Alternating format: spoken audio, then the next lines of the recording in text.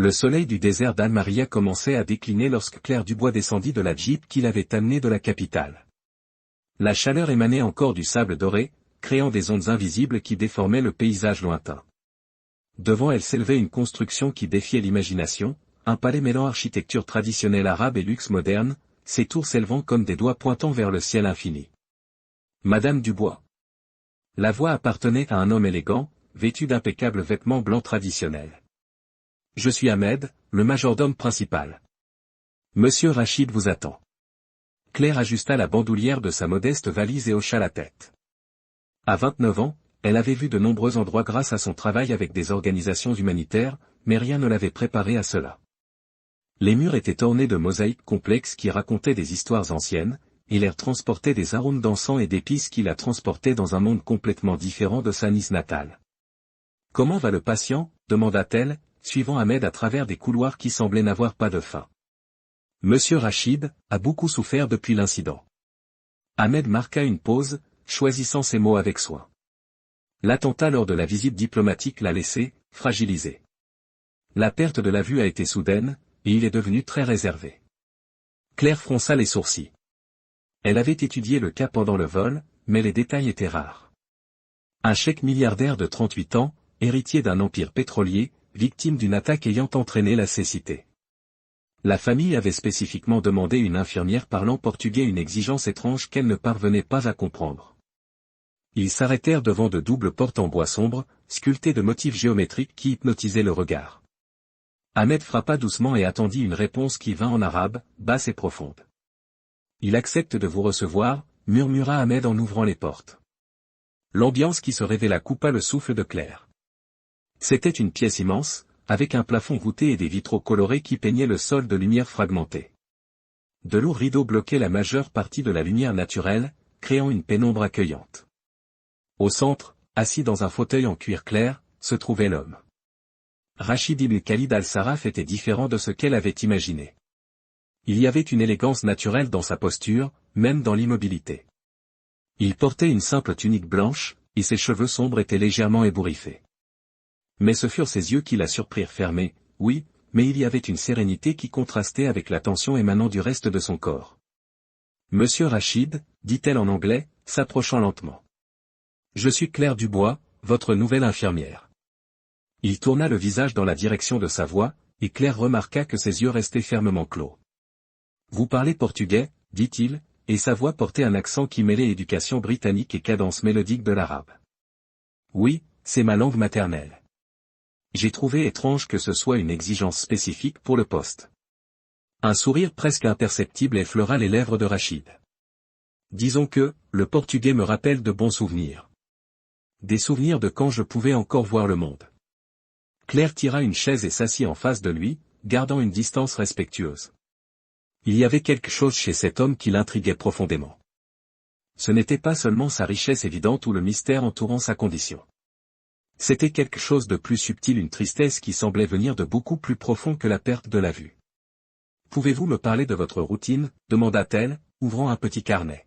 « Médicaments, physiothérapie, activités quotidiennes. Il n'y a pas grand-chose à raconter. » Rachid se cala dans son fauteuil. « Je me lève, Ahmed m'informe des affaires essentielles, je prends mes repas ici dans cette pièce, et la journée passe. Les médecins ont dit qu'il n'y a aucun espoir de récupération. Et vous avez accepté cela? Comme ça, sans plus. » La question sortit plus directement que Claire ne l'avait voulu, mais elle ne le regretta pas.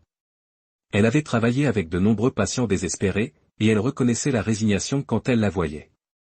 Mais il y avait quelque chose de plus là, une sorte de soulagement caché qui n'avait pas de sens. Rachid resta silencieux un long moment. Quand il parla de nouveau, sa voix était plus basse.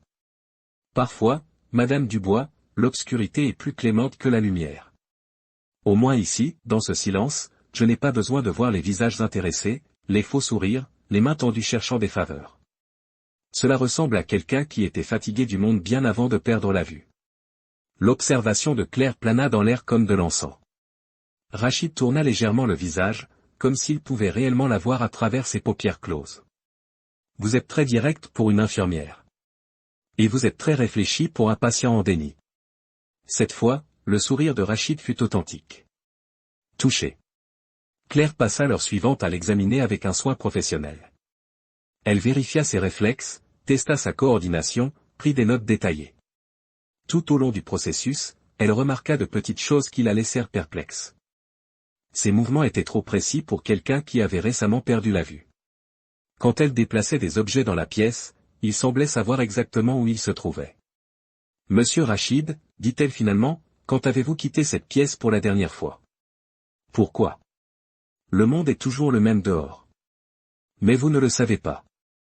Vous ne pouvez pas le voir. Je peux l'entendre.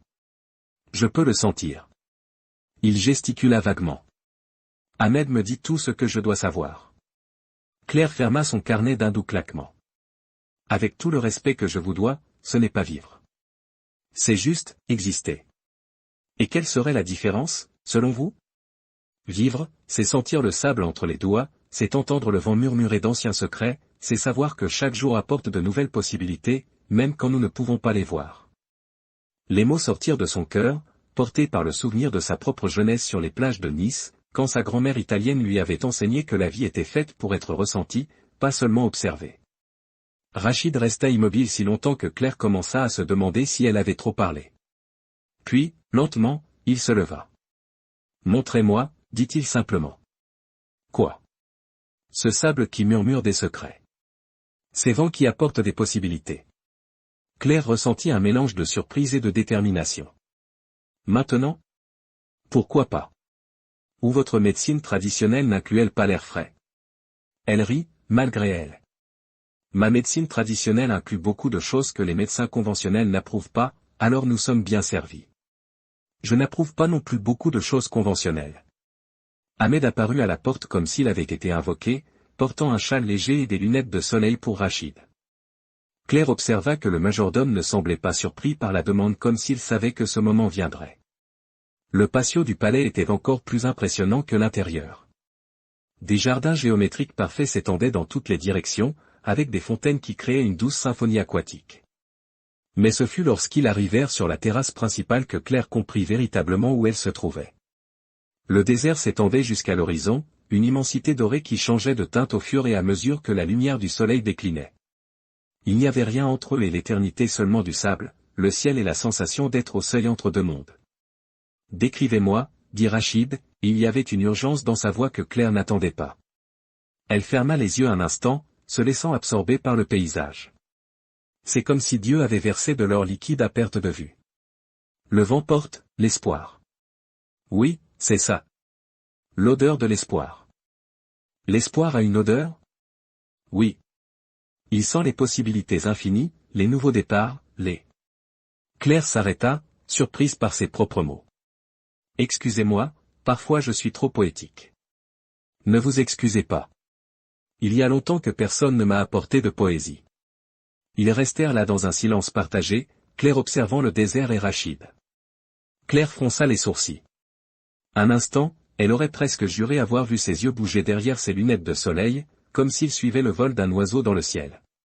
Mais quand elle regarda de nouveau, il était immobile comme une statue, perdu dans ses propres réflexions. « Madame Dubois, dit-il finalement, puis-je vous poser une question personnelle? » Bien sûr. Pourquoi avez-vous choisi de prendre soin d'étrangers dans des endroits lointains? Qu'est-ce qui vous a amené ici? La question toucha une corde sensible. Claire mit du temps à répondre, choisissant ses mots avec soin. Ma grand-mère disait que toutes les personnes portent un peu de lumière en elles. Parfois cette lumière est cachée, enfouie sous la douleur ou la solitude. Mon travail est d'aider les gens à retrouver cette lumière.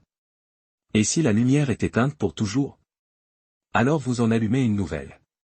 Rachid se tourna complètement vers elle, et un instant Claire eut l'étrange sensation qu'il pouvait la voir parfaitement. Ses yeux, bien que cachés par les lunettes, semblaient étudier chaque trait de son visage. Vous êtes une femme intéressante, Claire Dubois. C'était la première fois qu'il utilisait son prénom, et la façon dont il le prononçait avec un léger allongement sur la dernière syllabe fit quelque chose d'étrange dans sa poitrine. Et vous êtes un patient plus complexe que je ne l'espérais, monsieur Rachid. Juste Rachid. Ici, en ce moment, je ne suis ni cheikh ni héritier de quoi que ce soit.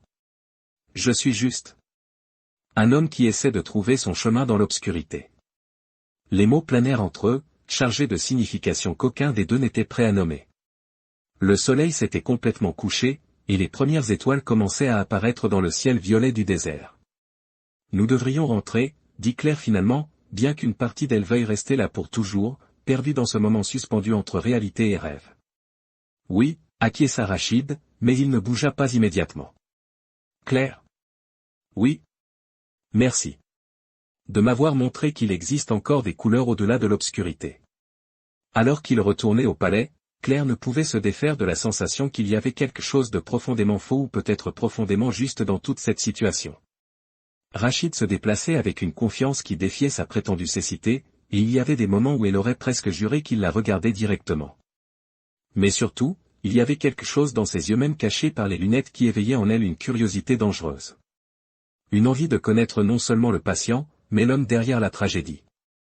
Et Claire Dubois, qui avait passé sa vie à prendre soin des autres tout en protégeant soigneusement son propre cœur, commençait à sentir que peut-être, cette fois, c'était elle qui avait besoin de soins.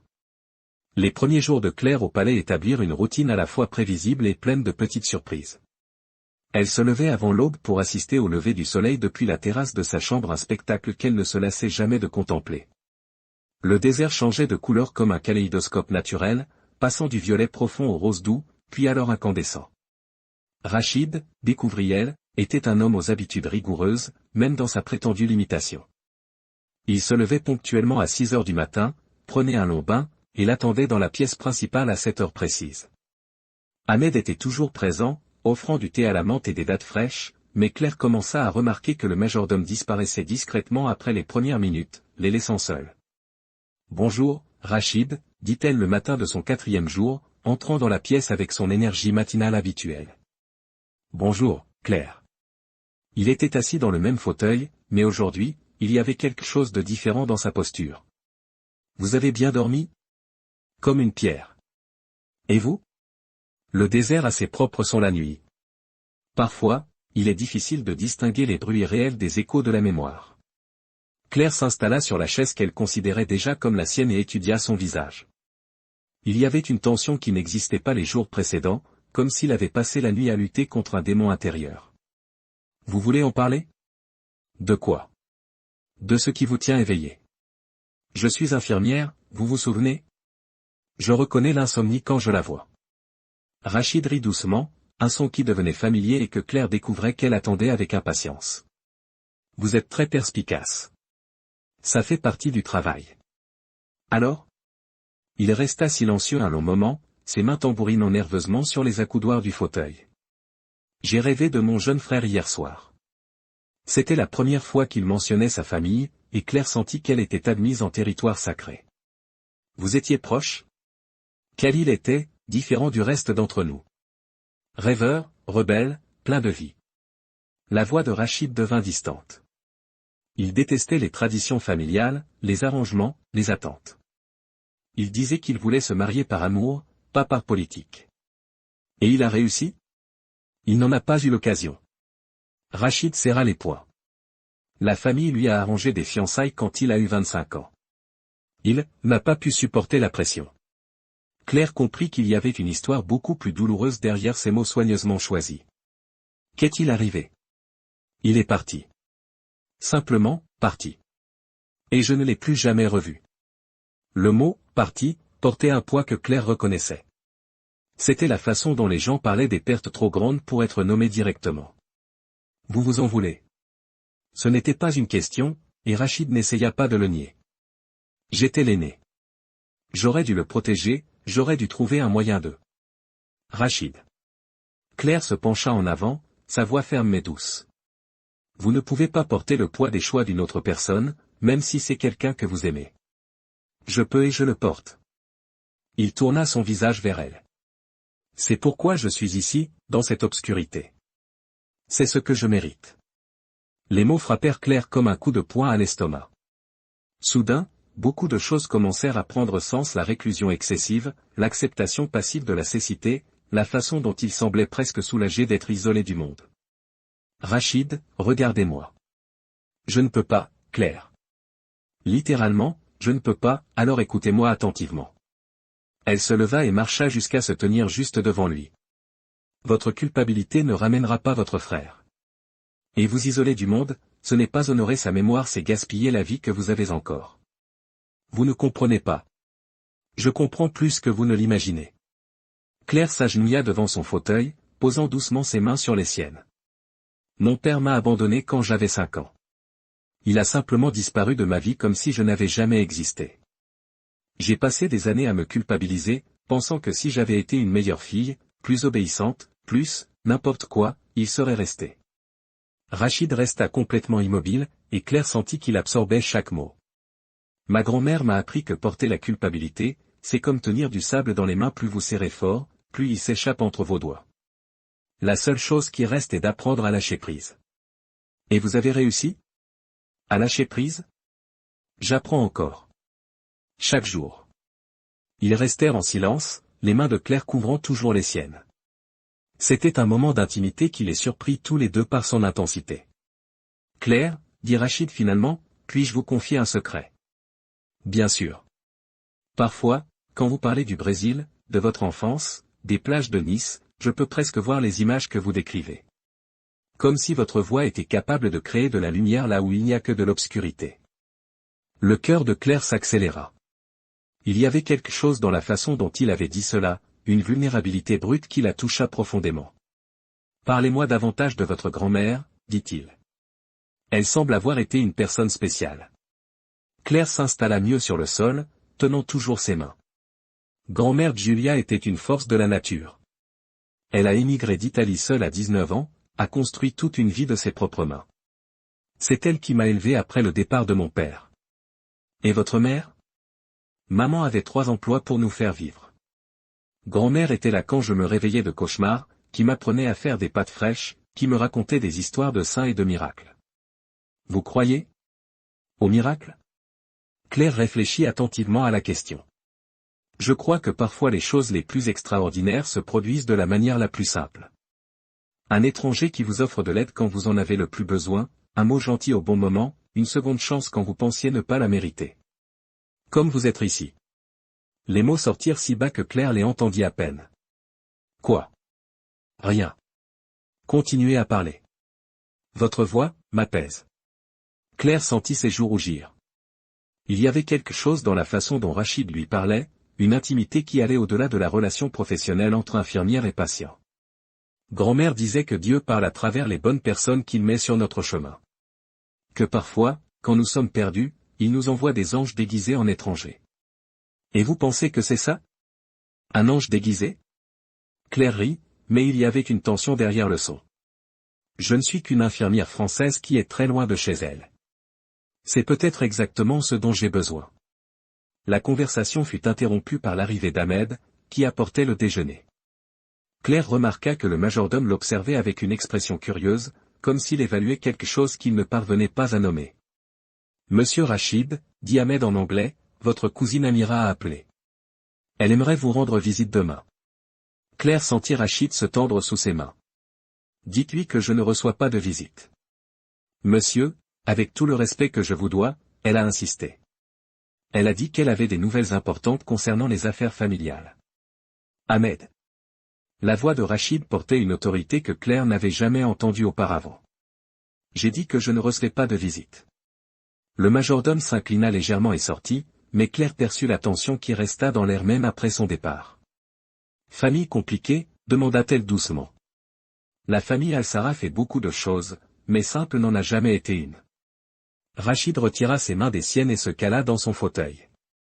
Amira est ambitieuse. Elle a toujours pensé qu'elle aurait dû naître homme pour hériter des affaires.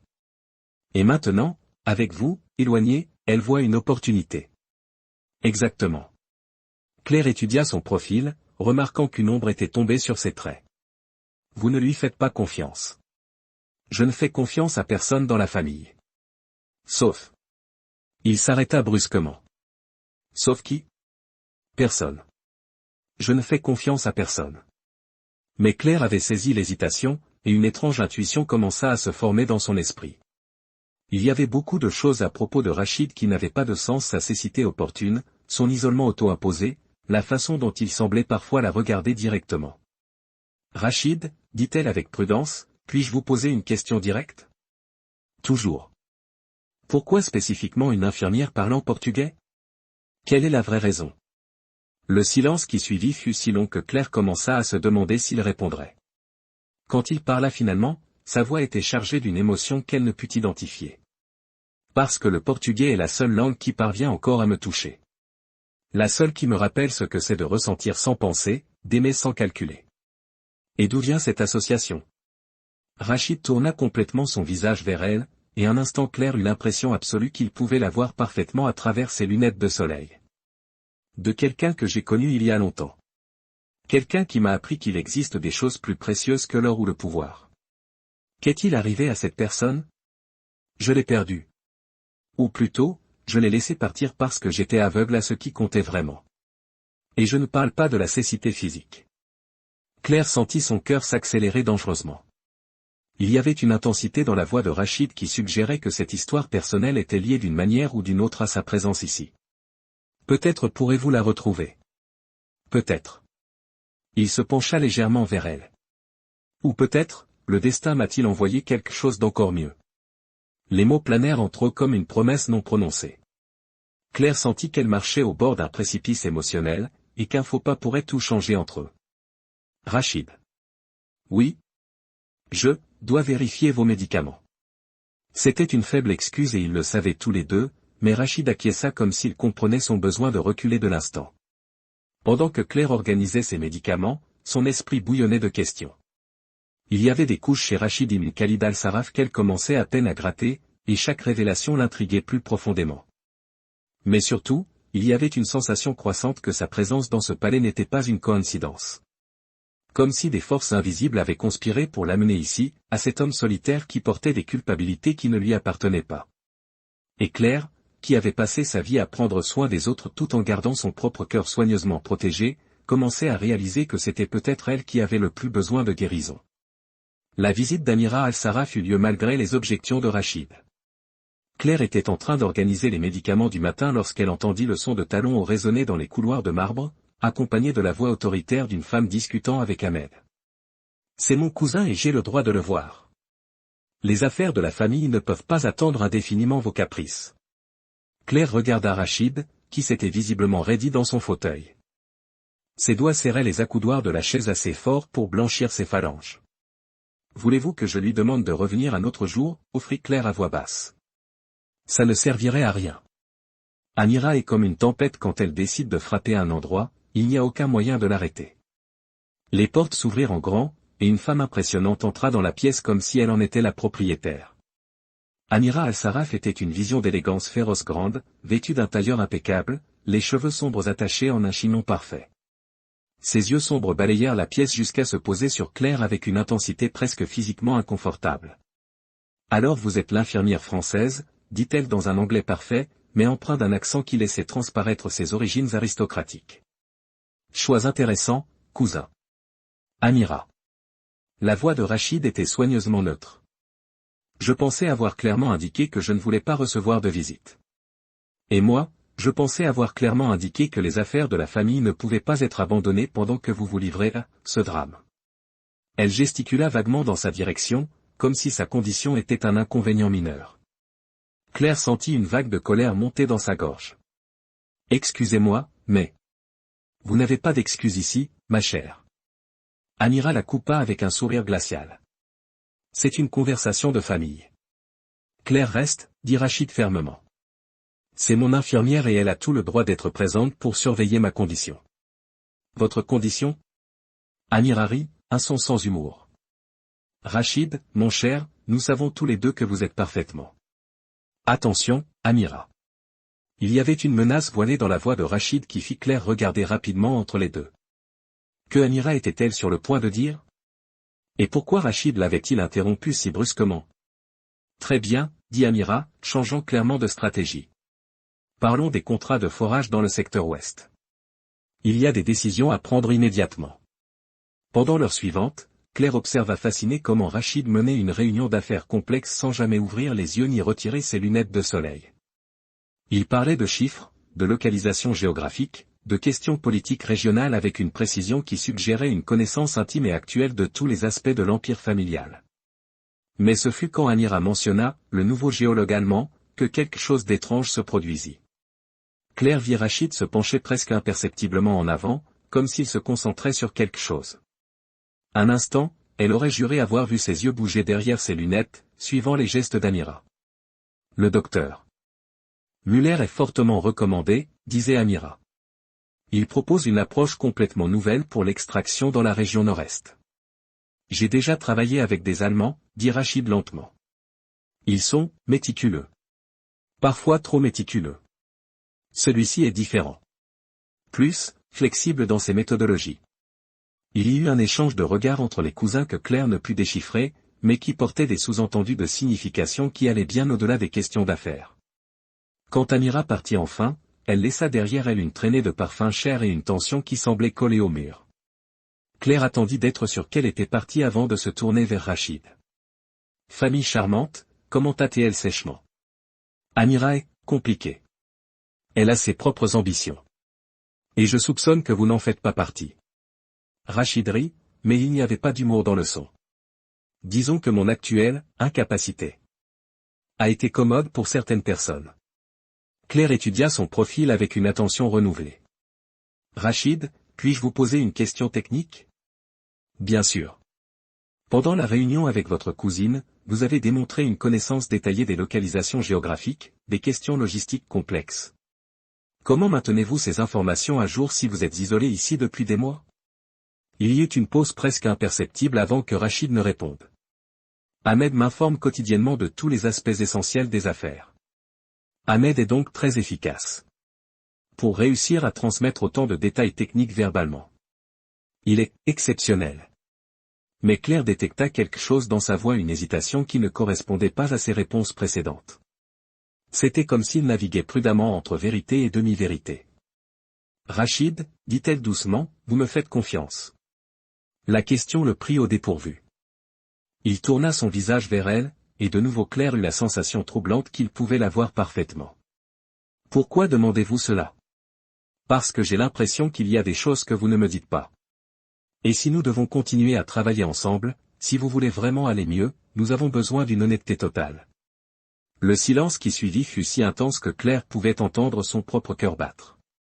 Rachid semblait lutter avec une décision interne monumentale. Claire, dit-il finalement, si je pouvais faire entièrement confiance à quelqu'un, ce serait à vous. Mais il y a des choses dans ma vie, dans ma famille, qui sont dangereuses à connaître. Moins vous en saurez, plus vous serez en sécurité. Dangereuse comment? Comme le fait que mon frère n'est pas simplement parti. Les mots sortirent comme une confession arrachée. Il a découvert des choses sur les affaires de la famille qu'il n'aurait pas dû découvrir. Et quand il a essayé de se retirer des fiançailles arrangées, quand il a menacé de rendre publiques certaines irrégularités, il est devenu un problème. Claire sentit un frisson lui parcourir l'échine. Quel genre d'irrégularité? Le genre qui peut détruire des empires et envoyer des personnes importantes en prison. Et vous? Je savais. Je savais tout et je n'ai rien fait pour le protéger. Claire se leva brusquement et marcha jusqu'à la fenêtre, traitant les implications de ce que Rachid venait de révéler. Quand elle se tourna de nouveau vers lui, sa voix était ferme. C'est pour ça que vous vous cachez ici? Parce que vous avez peur de ce qui pourrait arriver si vous retournez dans le monde? Ce n'est pas de la peur, Claire. C'est de la culpabilité. Et peut-être est-ce aussi une stratégie.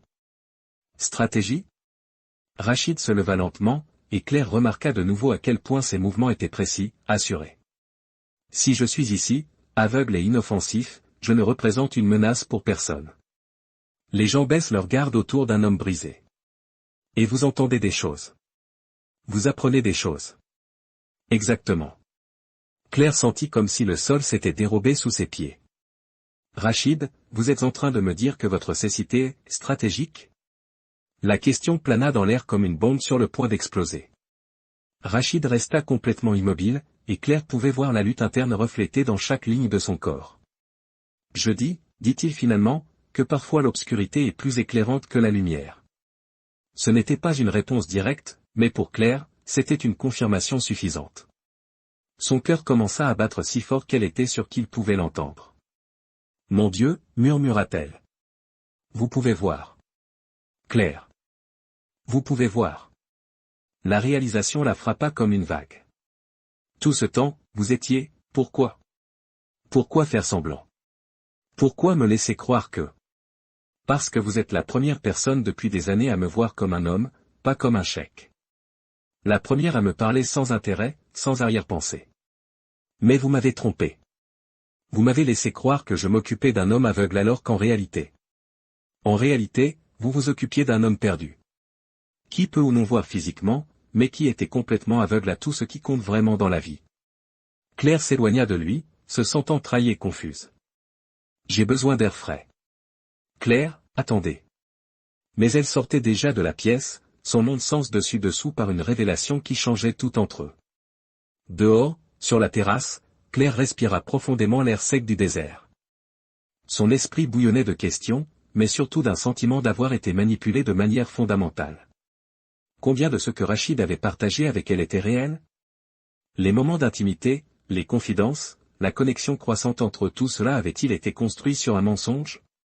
Mais elle se rappela alors la douleur authentique dans sa voix quand il parla de son frère, la vulnérabilité brute dans ses moments de silence, la façon dont il semblait trouver la paix en sa présence. Peut-être que le mensonge sur sa cécité n'était que la surface d'une vérité beaucoup plus profonde. Peut-être que Rachid ibn Khalid al-Sarraf était vraiment un homme perdu, cherchant quelque chose qu'il ne savait pas nommer. Et peut-être que Claire Dubois était exactement la bonne personne pour l'aider à trouver ce quelque chose si elle parvenait à lui pardonner la malhonnêteté qui les avait tous deux menés à ce moment de révélation. Claire passa la nuit entière sans pouvoir dormir. Chaque fois qu'elle fermait les yeux, elle voyait le visage de Rachid, se rappelait les moments intimes partagés, les confidences échangées tout maintenant teintées par la révélation de son mensonge fondamental. Quand le premier rayon de soleil toucha sa fenêtre, elle était déjà habillée et déterminée à le confronter. Elle le trouva dans le jardin, assis près de la fontaine centrale.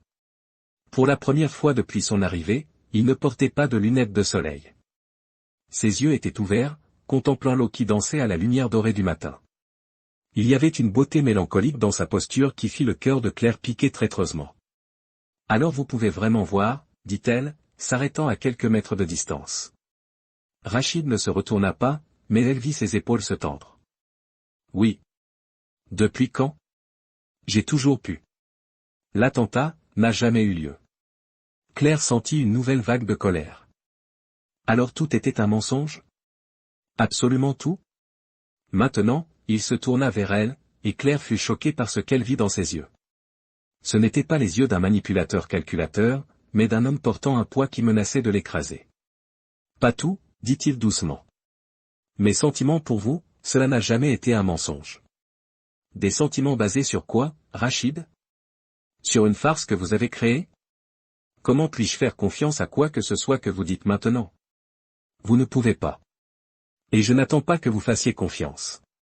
Il se leva, marchant jusqu'à se tenir juste à côté d'elle. Mais je peux vous dire la vérité. Toute la vérité. Claire croisa les bras, construisant une barrière physique entre eux. J'écoute. Rachid prit une profonde inspiration, comme un homme se préparant à sauter d'une falaise. Mon frère Khalil avait raison à propos des affaires de la famille. Depuis des années, nous sommes impliqués dans des opérations qui, disons qu'elles ne suivent pas toujours toutes les réglementations internationales. Vous parlez d'activités illégales. Je parle d'une ligne très mince entre ce qui est techniquement légal et ce qui est moralement discutable. Des affaires avec des gouvernements instables, des accords qui bénéficient à certains au détriment de beaucoup, des partenariats avec des personnes dont les méthodes sont discutables. Claire sentit son estomac se nouer. Et vous saviez tout cela? J'ai grandi avec ça. Pour moi, c'était juste des affaires. Jusqu'à ce que Khalil commence à poser des questions. Il a découvert des documents, des enregistrements, des preuves que nous ne faisions pas seulement faciliter, mais participions activement à des complots qui nuisaient à des communautés entières. Qu'a-t-il fait de ces informations? Il a essayé de me convaincre de nous en éloigner. Il a dit que nous pourrions utiliser notre influence pour le bien, pas seulement pour le profit. Rachid passa sa main dans ses cheveux, une expression de douleur traversant son visage. Je lui ai dit qu'il était naïf, que le monde ne fonctionnait pas avec des idéaux. Et alors? Alors il a menacé de tout rendre public si la famille ne changeait pas ses pratiques. Il a dit qu'il n'épouserait pas une femme choisie pour sceller un autre accord corrompu. Claire savait déjà comment cette histoire se terminait, mais elle avait besoin d'entendre. Qu'est-il arrivé? Un accident de voiture. Sur la route de Dubaï, la nuit précédant ce qui aurait été ses fiançailles officielles. La voix de Rachid se brisa légèrement. Les freins ont lâché. Le véhicule a fait des tonneaux. Khalil n'a pas survécu. Vous pensez que ce n'était pas un accident. Je sais que ce n'était pas un accident. Mon propre cousin, Omar, s'en est vanté auprès de moi 3 jours plus tard. Il a dit que les problèmes familiaux nécessitaient parfois des solutions permanentes. Claire sentit un frisson lui parcourir l'échine. Et vous n'avez rien fait? Que pouvais-je faire? Dénoncer ma propre famille? Détruire tout ce pourquoi des générations avaient travaillé? Rachid lui tourna le dos. Alors j'ai choisi la lâcheté.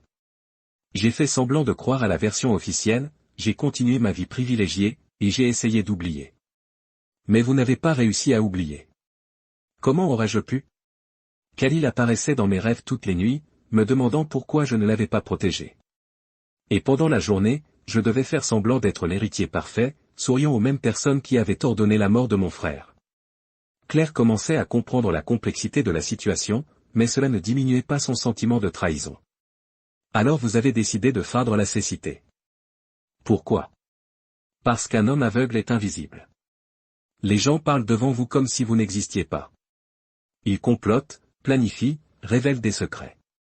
Il se tourna de nouveau vers elle. Au cours des 6 derniers mois, en simulant cette condition, j'ai appris plus sur les véritables opérations de la famille qu'en des années de participation active. Et que comptez-vous faire de ces informations? Ce que Khalil voulait que je fasse depuis le début. Mettre fin à tout. Exposer la vérité. Même si cela signifie détruire mon propre monde. Claire étudia son visage, cherchant des signes de malhonnêteté, mais ne trouvant qu'une détermination douloureuse. Et moi?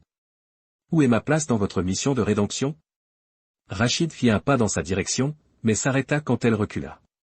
Vous n'étiez pas dans les plans. J'ai spécifiquement demandé une infirmière française parce que... Parce qu'il y a 5 ans, lors d'un voyage d'affaires au Brésil, j'ai rencontré une femme. Une infirmière qui travaillait dans une clinique communautaire à Nice. Le cœur de Claire s'arrêta un instant. Quoi? Elle était lumineuse. Elle prenait soin de personnes qui ne pouvaient pas se permettre des soins médicaux, elle le faisait parce qu'elle croyait que toute vie avait de la valeur. Nous n'avons passé que 3 jours ensemble, mais elle m'a montré un monde dont je ne savais pas qu'il existait. Un monde où les gens se souciaient les uns des autres sans rien attendre en retour. Claire sentit comme si le monde tournait trop vite. Quelle était cette femme? Elle s'appelle Claire. Claire Dubois. Le silence qui suivit fut absolu. Claire pouvait entendre le son de sa propre respiration, le murmure de la fontaine, le chant lointain des oiseaux. Mais surtout, elle pouvait entendre le son de son propre monde se briser et se reconstruire simultanément. Vous vous souvenez de moi. Je me souviens de chaque instant. Chaque conversation. Chaque sourire. Rachid fit un autre pas dans sa direction. Quand vous êtes entré dans cette pièce il y a une semaine, j'ai failli perdre mon sang-froid. Je ne pouvais pas croire que le destin vous avait ramené à moi. Mais vous avez fait semblant de ne pas me connaître. Parce que je ne savais pas si vous vous souveniez. Et parce que j'avais honte de l'homme que j'étais devenu depuis. L'homme que vous avez connu il y a 5 ans croyait encore qu'il pouvait changer le monde. Cet homme avait tout abandonné. Claire se laissa tomber sur un banc proche, ses jambes soudain faibles. Les souvenirs revinrent comme une avalanche, ces 3 jours magiques il y a 5 ans, l'homme mystérieux qui était apparu à la clinique où elle travaillait comme bénévole, les conversations profondes sur la vie et le but, la connexion instantanée qu'ils avaient tous deux ressentie. Vous avez dit que vous vous appeliez Ray, murmura-t-elle. Rachid. Ray. Ce n'était pas un mensonge complet.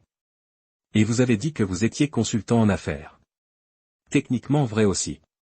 Claire rit, mais il y avait plus de douleur que d'humour dans le son. Vous avez disparu. Simplement disparu de ma vie sans un mot. Parce que je savais que je ne pouvais pas mélanger mon monde avec le vôtre. Mon monde est sombre. Dangereux. Vous méritiez mieux. Ce choix n'était pas le vôtre. La colère revint avec force. Vous m'avez laissé penser que j'avais fait quelque chose de mal, que je n'étais pas assez bien pour vous? Claire. Non. Elle se leva brusquement. Vous ne pouvez pas apparaître dans ma vie 2 fois, me faire ressentir des choses que je n'ai jamais ressenties pour personne d'autre, et ensuite décider unilatéralement ce qui est le mieux pour moi. Vous avez raison. J'ai été égoïste il y a 5 ans et maintenant. Et vous l'êtes toujours. Vous m'avez amené ici sous de faux prétextes, vous m'avez fait prendre soin de vous en vous basant sur un mensonge, et maintenant vous espérez que j'accepte simplement que tout cela était pour une bonne cause. Rachid resta silencieux un long moment, absorbant sa colère justifiée. Quand il parla de nouveau, sa voix était brisée. Vous avez tout le droit de me haïr. Tout le droit de partir et de ne jamais regarder en arrière.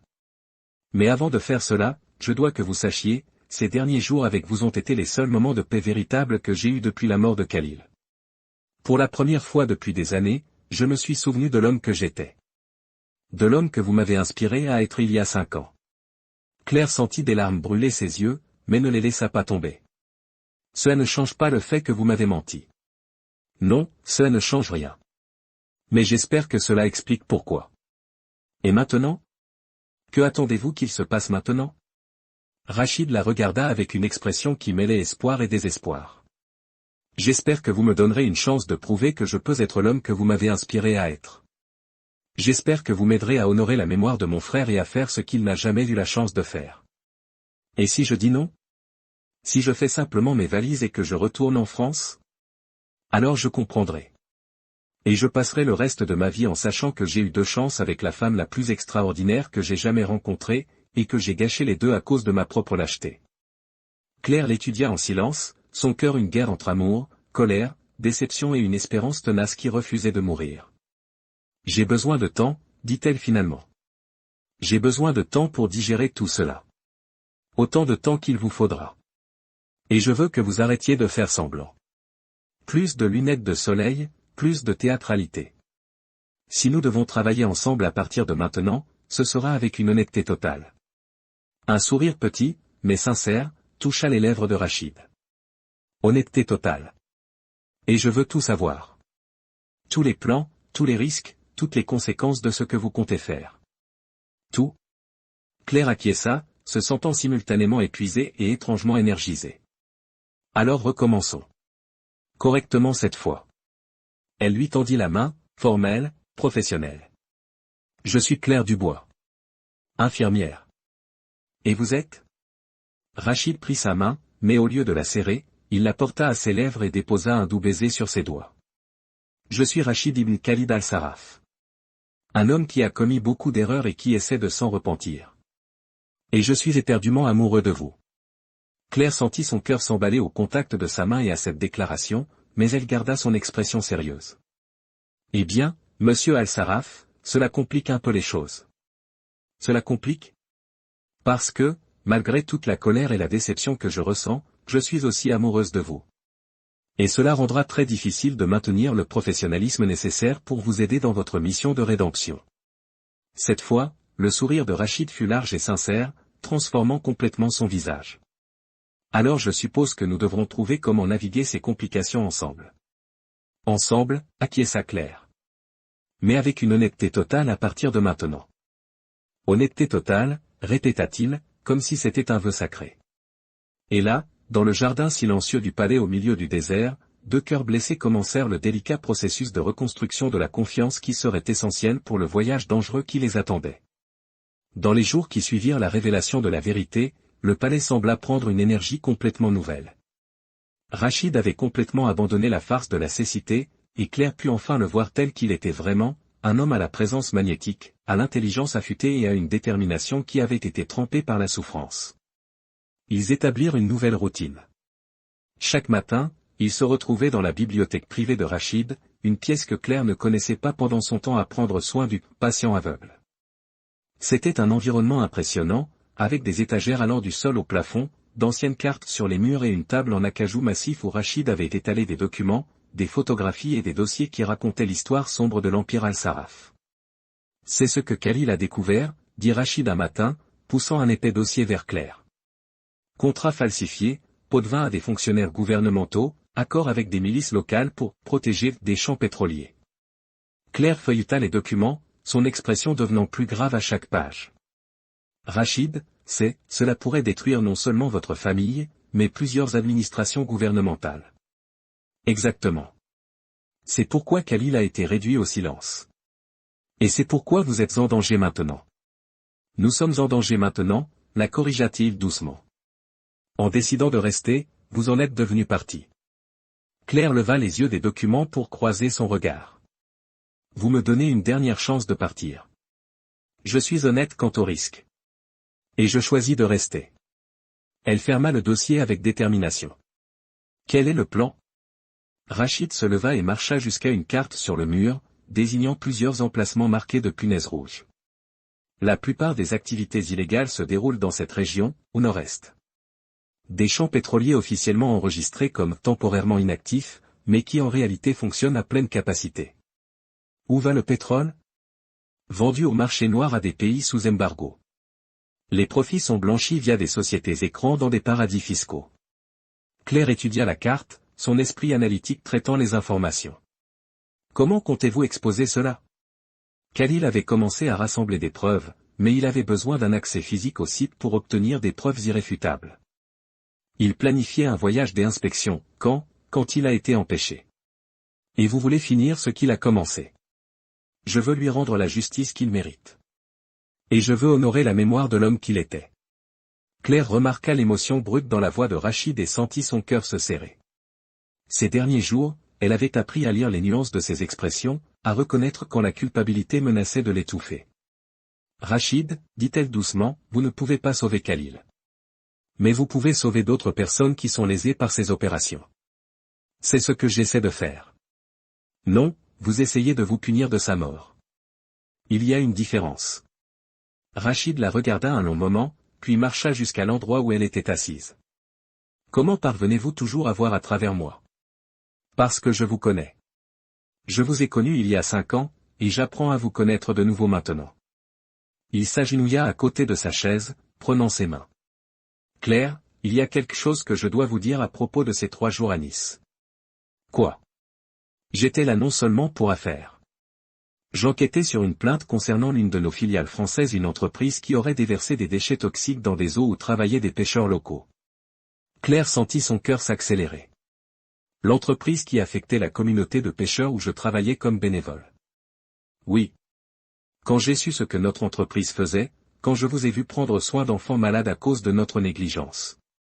Il marqua une pause, cherchant les mots justes. C'est là que j'ai commencé à me demander qui j'étais vraiment. Vous avez fermé l'opération? J'ai fermé. Contre la volonté de tous les autres actionnaires.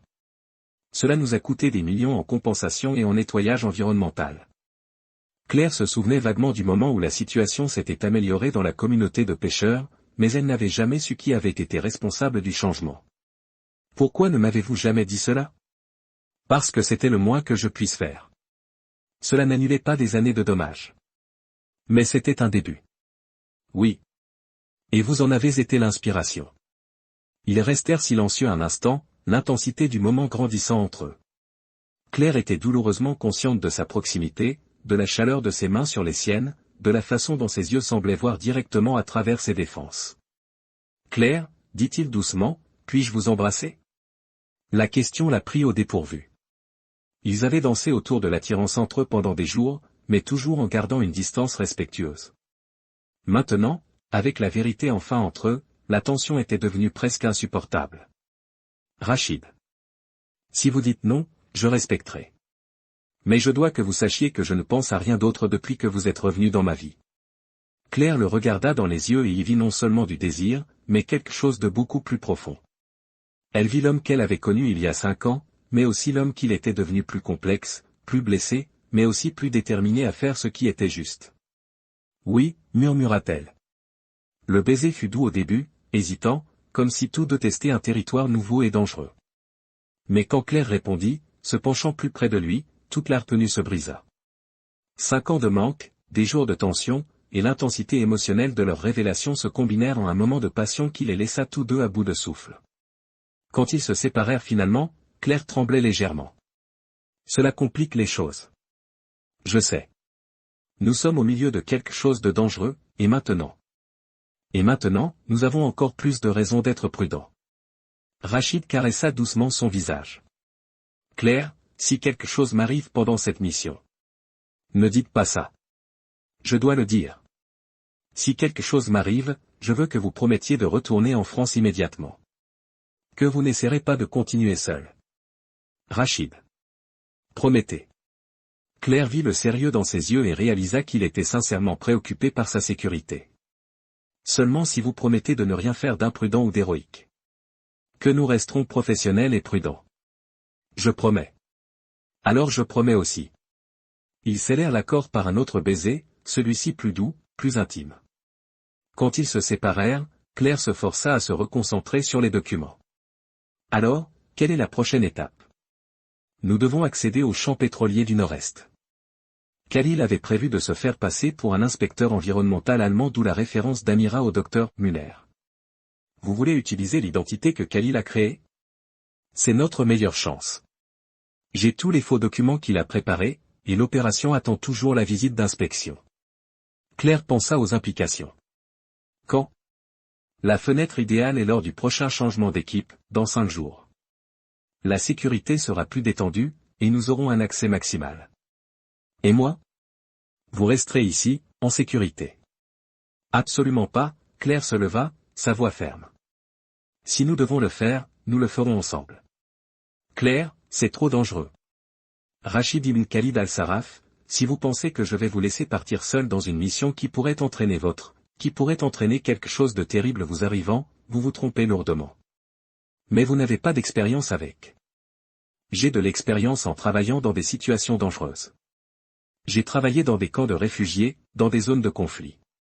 Je sais être discrète et garder mon calme sous pression. Rachid l'étudia un long moment, clairement partagé entre le désir de la protéger et la perception qu'elle pourrait être une alliée précieuse. De plus, continua Claire, une équipe d'inspection avec une infirmière spécialisée en santé environnementale semblerait plus authentique. Vous avez des documents pour cela? Je peux en avoir.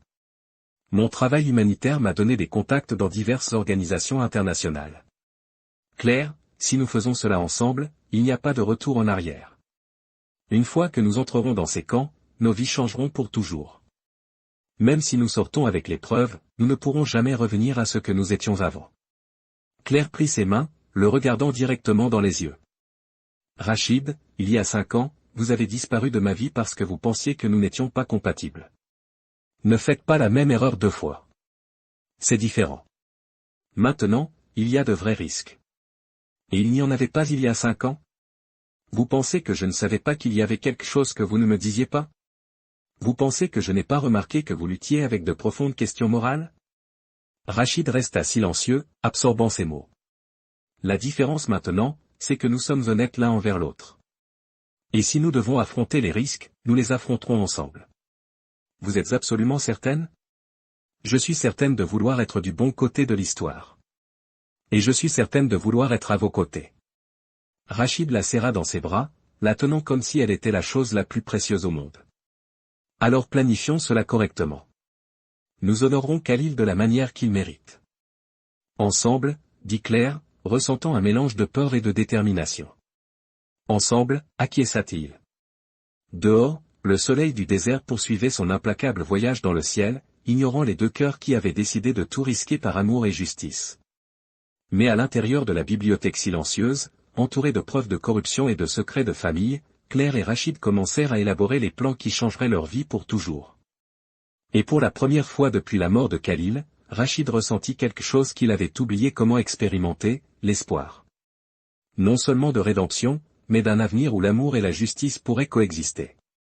L'aube du 5e jour arriva enveloppée d'une brume dorée qui couvrait le désert comme un voile protecteur.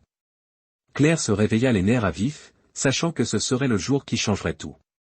Elle avait passé les dernières nuits à finaliser les préparatifs avec Rachid, mémorisant les détails techniques, étudiant les cartes et répétant leurs fausses identités jusqu'à ce que chaque mot sonne naturel.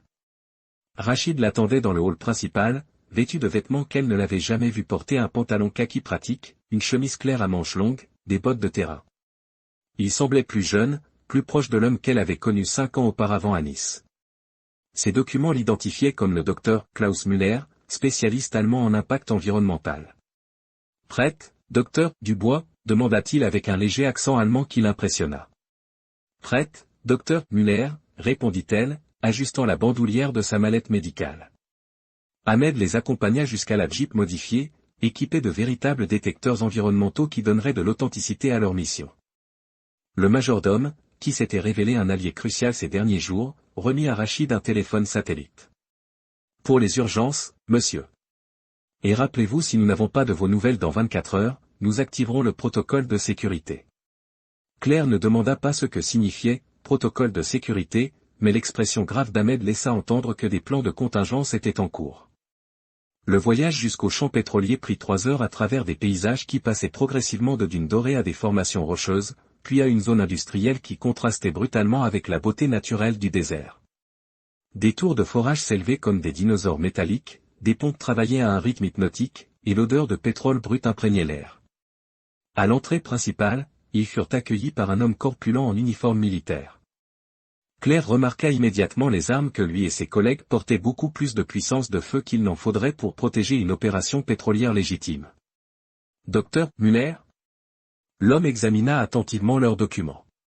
Je suis le capitaine Hassan. Nous attendions votre visite depuis des semaines. Désolé pour le retard, dit Rachid dans l'allemand précis qu'il avait pratiqué. Nous avons eu des problèmes avec les équipements lors de notre dernière inspection. Et ceci est. Docteur Dubois, notre spécialiste en santé publique environnementale. Elle documentera tout impact potentiel sur les populations locales. Le capitaine Hassan étudia Claire avec une intensité qui la fit se sentir exposée. Intéressant. Je ne me souviens pas avoir été informé d'une seconde inspectrice. Claire garda son expression professionnelle, mais son cœur s'emballa. C'est le protocole standard de l'Union européenne d'avoir un spécialiste médical dans toutes les inspections à grande échelle. Vous avez certainement reçu la mise à jour des exigences ? Le capitaine hésita, clairement incertain. Claire profita de son incertitude.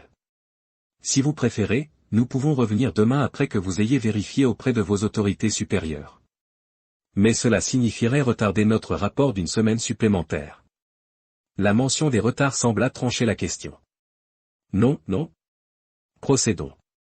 Mais je dois insister pour que vous restiez toujours accompagné de nos gardes. Naturellement, acquiesça Rachid. Pendant les 2 heures suivantes, ils furent conduits à travers une opération beaucoup plus étendue que les documents officiels ne le suggéraient. Claire estima que la production réelle était au moins 3 fois supérieure à ce qui était rapporté au gouvernement.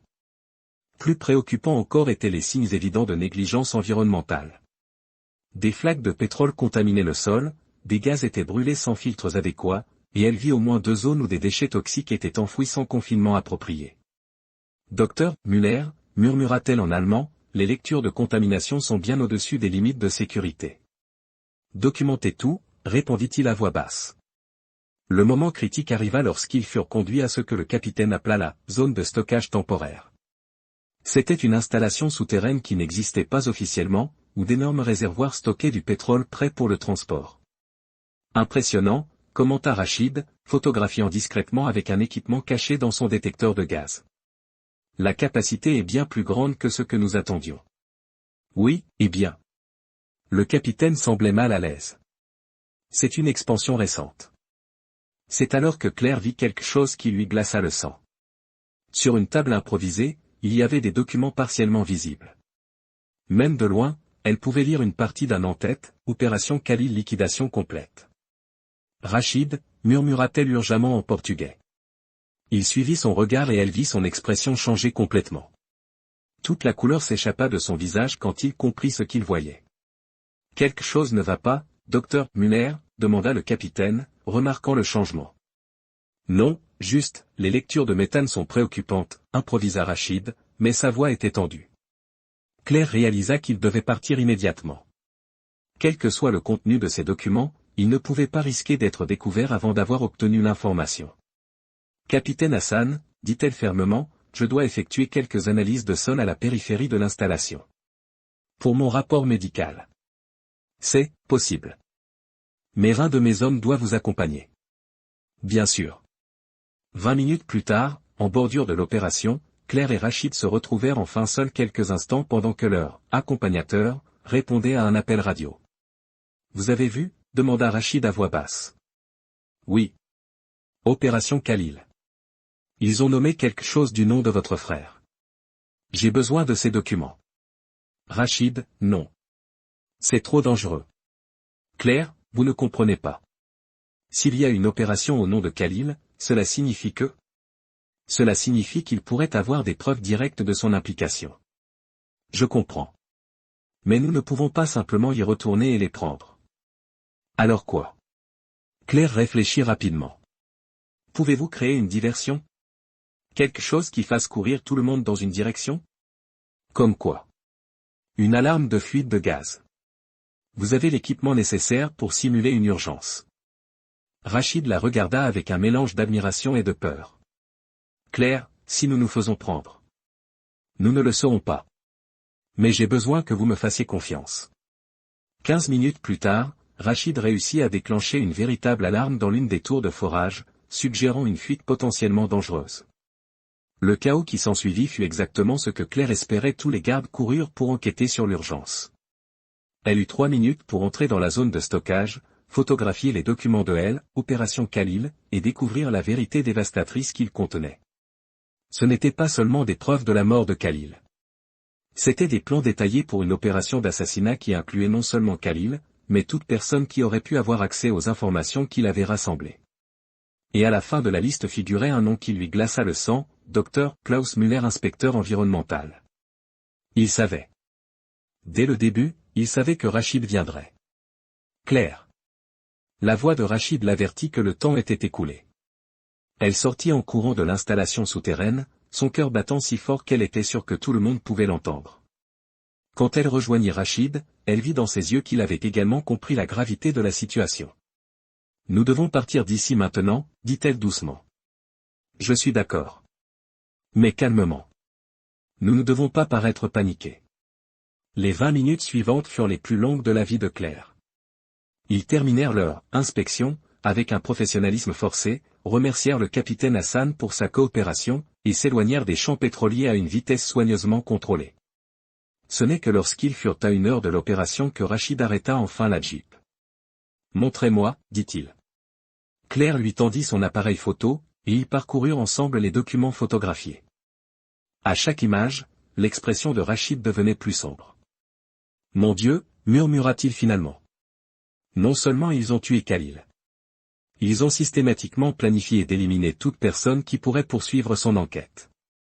Y compris vous. Y compris nous maintenant. » Claire frissonna. « Que faisons-nous?